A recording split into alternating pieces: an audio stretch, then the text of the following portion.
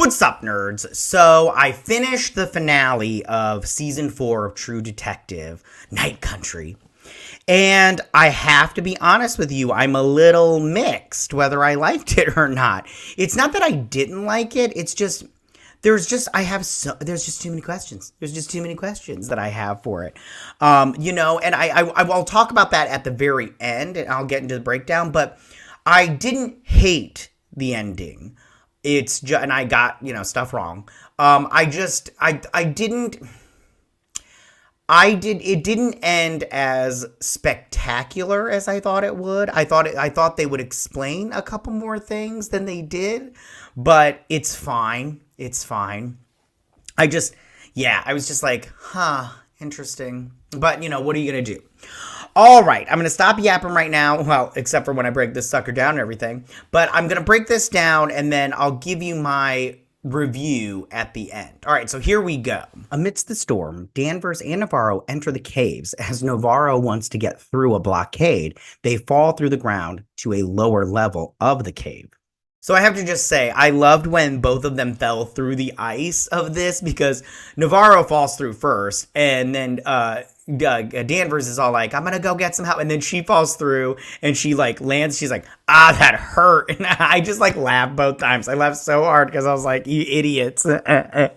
Navarro spots Clark and follows him, discovering an underground laboratory, and Navarro and Danvers then find that the spiral symbol is represented in the ceiling. So when she sees Clark, I was like, ooh, get him and everything. And then when they found the laboratory in there, I was just like, what's going on here? And I was just like, interesting. I didn't expect what happened after this, but I did. And then when they looked up and they saw that dinosaur thing, the spiral thing with the dinosaur, I thought that was interesting, but it didn't go anywhere. I mean, they talk about the microorganism later, but I'm like, it didn't go anywhere. They discover a secret passageway, discovering that it leads to Salal. So this is the part I did not expect it to lead back to that station. They just had their own little secret cubby hole, and I was like, interesting. I did, I was like, well, that's, they were coming back full circle, so yay. As they inspect Salal, Clark attacks them, but they easily overcome him. So I was like, you two cannot split up in this situation, you guys. And he takes him out. I mean, he takes out Navarro pretty hardcore. He smacks her upside the head with that fire extinguisher. I was like, shit, and everything. She recovered real quick, though. And then Danvers, he locked her in that little freezer, which I didn't think she was going to be able to get out, but she did, which I was like, okay, cool. And then they get him real quick, Navarro does, and it would have been nice to see how she got out of her stupor and stuff, but I liked how they tied him duct taped him to to that chair. They torture him by having him listen to Annie's last video. Also, I thought this was a good, torture device. I mean, hearing his lover's screams for God knows how long, as they went and ate Funyuns. I thought that was a good torture device. That would be heartbreaking for me. So I thought I was like, good job, Navarro. That was good. I like your thinking. He finally states that Annie discovered their plan to find the DNA of the microorganism frozen in the permafrost, which was softened thanks to the pollution caused by Silver Sky. By faking the toxicity records, they found that the microorganism and hoped the pollution would continue to make their job easy. However, he denies being the person who attacked Annie in the video, as her screams actually woke him up.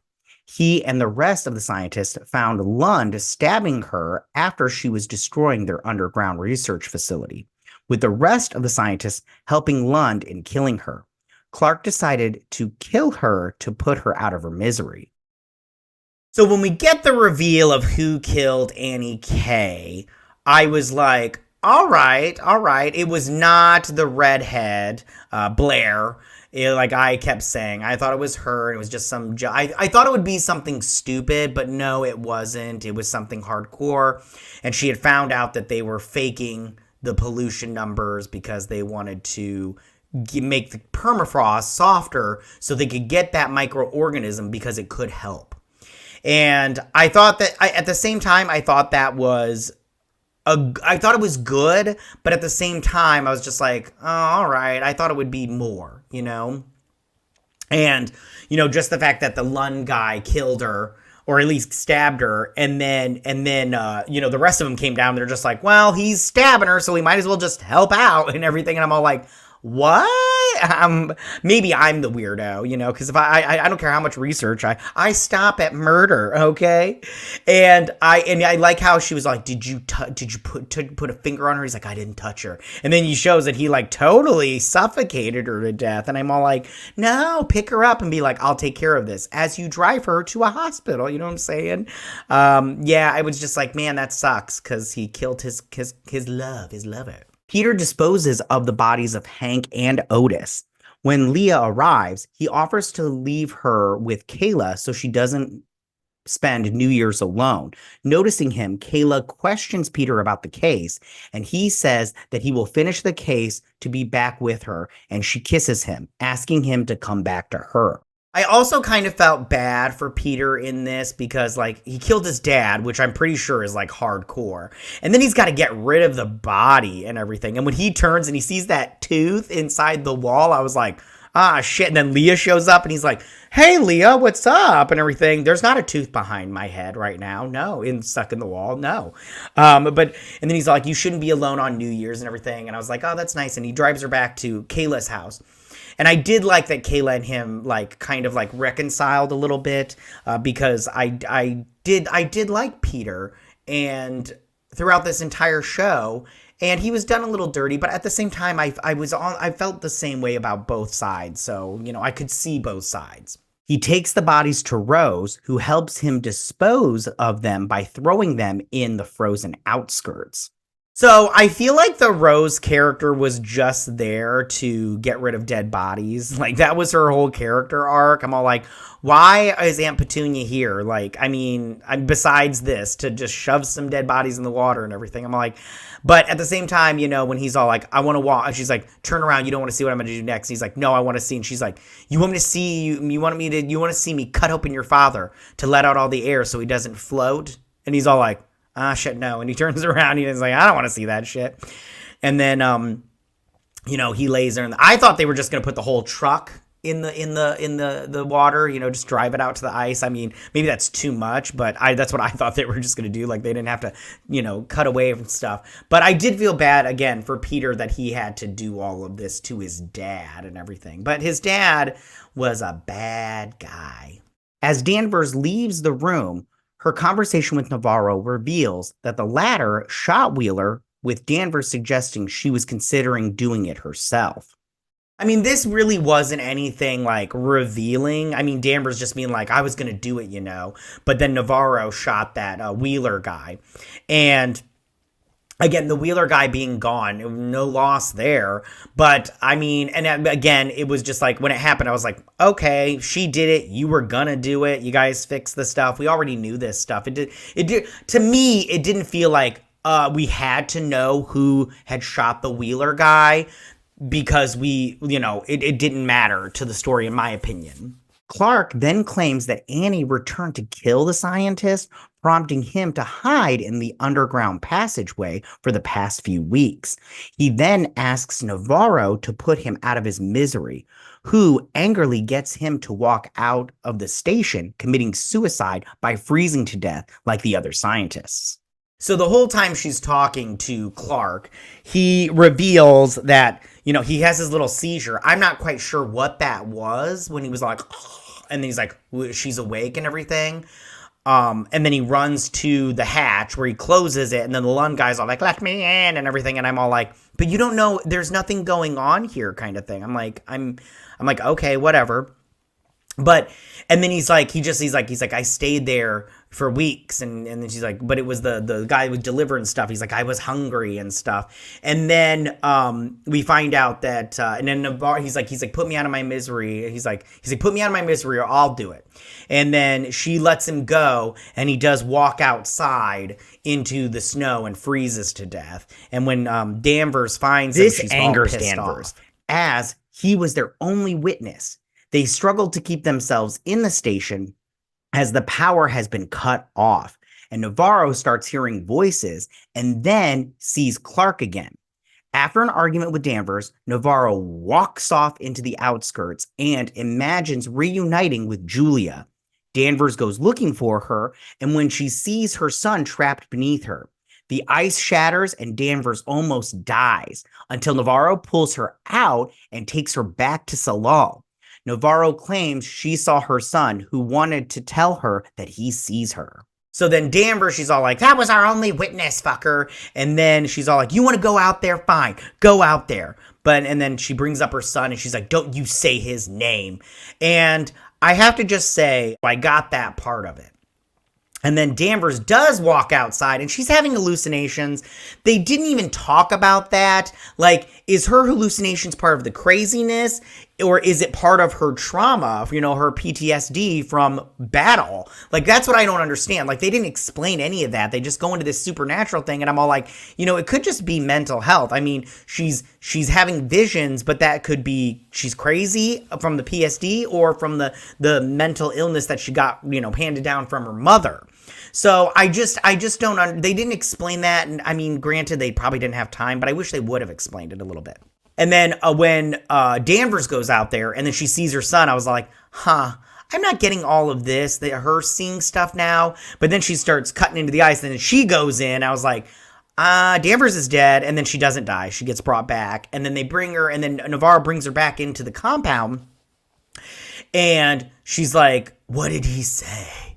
And she's like, who? And she's like, what was the kid's name? Like, Nico, I think? I don't remember. And then she's like, he wanted me to tell you that he sees you. And it's from their little peekaboo game. And the little bear had the eye. That's another thing. They showed the bear in this. And I was like, what did the bear have to do with anything? Was it a real bear? Were they just seeing? That's the whole thing. No, not explained whatsoever. The storm passes. And Navarro opens up to Danvers about her struggles. When she mentions the hatch in the passageway, Danvers uses UV lights to reveal fingerprints in the hatch, recognizing them as those belonging to female employees of Salal. They head out to question her. So Danvers gets this, like, all of a sudden this haiku and everything. And she's just, it's not a haiku. She gets the light bulb goes off. And she goes and she puts the stuff, I don't know what it was. But she sees the fingerprints, and then she sees that it's Blair's handprints and stuff, and the redhead.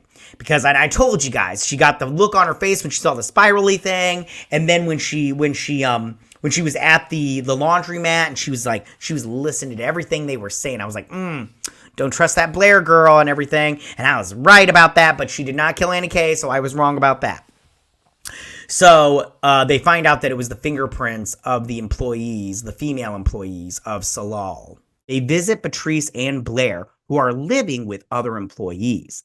They reveal that they discovered the hatch and underground laboratory while cleaning, and they did not tell the police because they believed nothing would change. The employees decide to take the scientists by a gunpoint and force them to run into the outskirts naked, believing that Annie took care of them.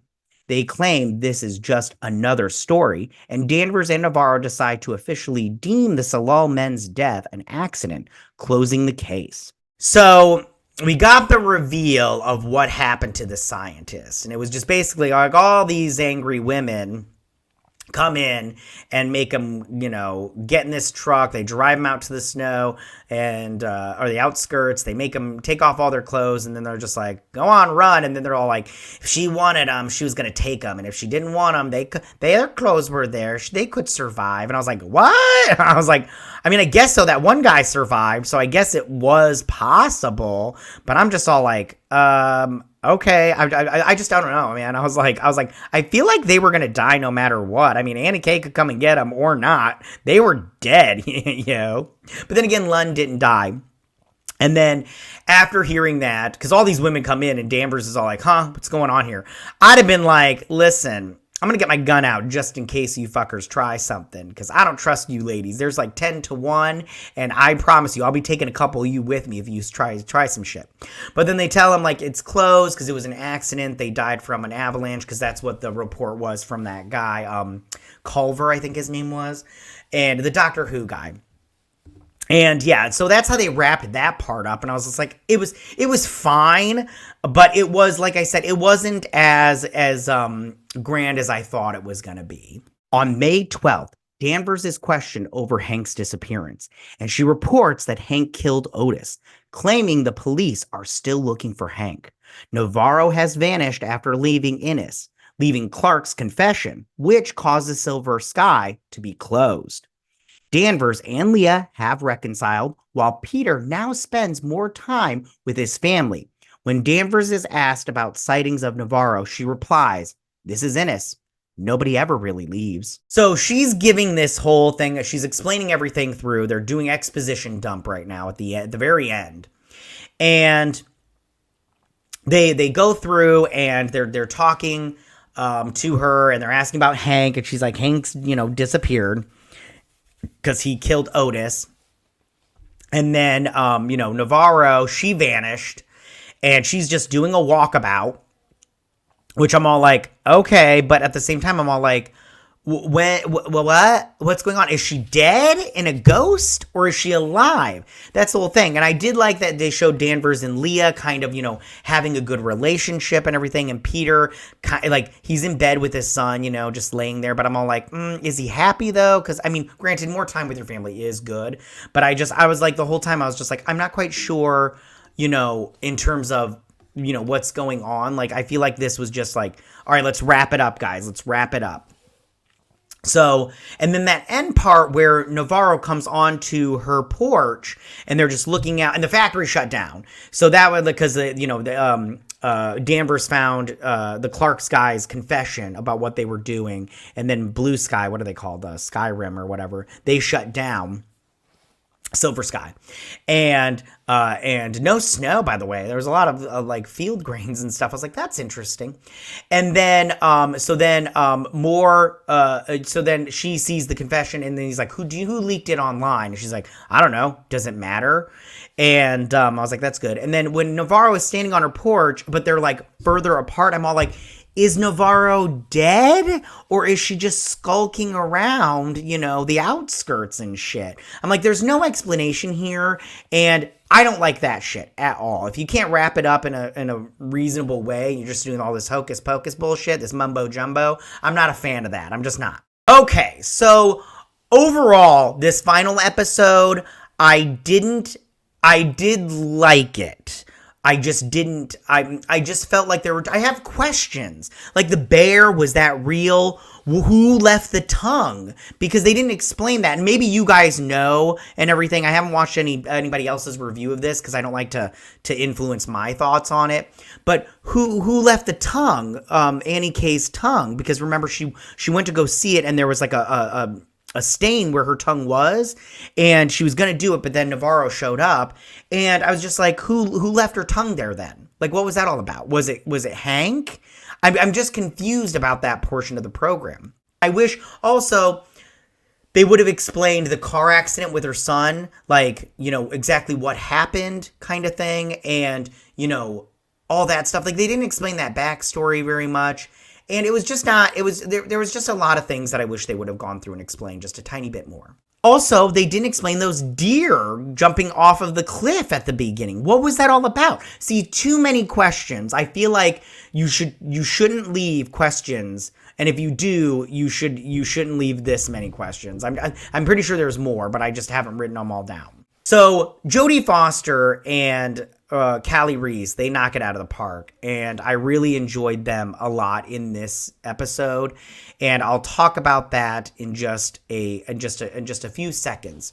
But I really did enjoy them, and I felt like all of the secondary characters, acting wise, everybody did a good job. I did have a couple of problems with the girl that played Leah. I didn't think she was the best actress on the planet, but what are you going to do? It's fine. It's fine. I didn't hate her enough to be like, she's shit and everything. It's just, while watching her, I was like, I'm not getting you as much as everybody else, but it's fine. It's fine. So let's talk about this show, this season overall.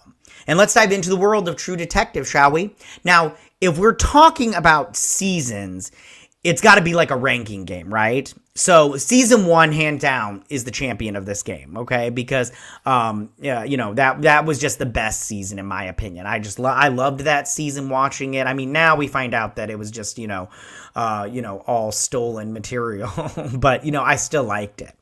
Now, and if you don't sleep on season 3, I know a lot of people that didn't watch season 3 because season 2 was just so god awful, and I'll mention that in just a second. But season 3, it was good. Like, I know people that didn't watch season 3 and then they went back before this started and they watched all the seasons and they say they love season 3. So if you haven't checked it out, I suggest that you do it now because you're missing out, because Mahershala Ali is really good. He's a good actor, you guys. So go, and let's not forget Steven Dorff. He's good also. And all right, and season 2, let me just tell you right now, that season is just so stupid to me. It's so convoluted. I didn't understand at the end what happened. I was like, what's going on here? What, comptrollers are crooked now too? What do they need to be crooked for? But I guess all politicians are crooked. But I just did not. I didn't understand that season. Like, by the end of it, I was just like, I am so confused right now, and I should not be confused. There's a dude with like a crow's head mask that's killing people, and I'm like, we've got crows assassin. I don't know. It's so weird. I didn't care for that season. There's some good acting in that though, especially Colin Farrell and Vince Vaughn. Very good, very good. Now, between all of these seasons, it was, besides 2 was just at the very bottom. It was a tight race, but I have to just say, season 4 comes in last out of those 3, because it goes season 1 for me, season 3, season 4, season 2, because season 2 was just god awful. But season 4 is a true standout in true detective storytelling. I mean, it takes a different direction from the previous seasons in a few key ways. Firstly, the creator, Nick Pizzolatto, I don't know how to say his name, he was not involved in this season. And Mexican writer-director Issa Lopez, she takes the creative reins for this. And I maybe it was a smart move. I'm not quite sure. But I do think that Lopez brought some serious talent to the table. And I thought there was a lot of good things about this season. Now, let's talk about the female detectives. For the first time, we've got not one, but 2 female leads here, portrayed by Jodie Foster and Callie Reis. And these ladies, they break the mold in terms of there's like no stereotypical female behavior here. It's just, like unadulterated power and a little bitchiness. But like any show, True Detective has its ups and downs, And the middle episodes of this season, yeah, they faltered a little bit, and they do veer into, existential territory, which, don't get me wrong, can be good, but here it felt like, too much of a detour for me. It just felt too much like filler, those 2 episodes. I think one of you commented about that and said that the first 2 or the middle 2 were filler and the last 2 brought it home and everything. But thankfully those final episodes did bring it back, and delivered some gripping moments, some interesting stuff there. I just don't know. Yeah. Speaking of the ending, like I said before, let's just say it's probably going to be divisive. I mean, some will love it and some will hate it. Me personally, I think I'm in the middle there because it had its flaws, sure, but overall, I think it worked a little bit. Like I can see why some folks might not like it. But I mean, my whole thing is it just wasn't as good as I thought it was going to be. Like, I felt like the beginning just really set up this really great murder mystery. And then who done it was just like a, wah, wah, wah, like a, I just wasn't, And speaking of Issa Lopez, just for a hot minute, this is her first, introduction into Hollywood. And let me just say, I think that she knocks this one out of the park pretty good. I mean, this is visually stunning. Stylistically, it's very good. And I think Lopez might be somebody to watch. I'm pretty sure she's going to go full girl power on all of her projects, which can be okay, but sometimes it's a little, because this was very much man versus woman, and I don't like that shit. It's too divisive. I think that there should be a good balance there, but we'll see how that goes. Now, I don't know if you binge this or watch this weekly or just watch my reviews or whatnot, but either way you do it, I think that you should watch True Detective Night Country. I think that it's gripping at times. I think that it's intense at times, and I definitely think it's worth your time, and I don't think that you'll regret watching it. So overall, I thought this season was good. I know it didn't rank in the top, but I really loved season 1, and I really liked season 3. I mean, Mahershala Ali is a hard to top. That sounded naughty. Anyways, but tell me, what did you guys think about True Detective season 4, Night Country? Did you like it? Did you not like it? How did you feel about the ending? How do you feel about these characters? Do you think Navarro is dead? She just walked off into the sunset or into the outskirts? Or do you think she's alive and she's just on this constant walkabout? But tell me what you guys think about this. Go ahead and leave all your comments in that section down below. If you like this video, go and hit that like button. I won't mind. If you're new to my channel, please hit that subscribe button. I'd greatly appreciate it. And I will see you guys on my next video. You guys have a good day. Bye.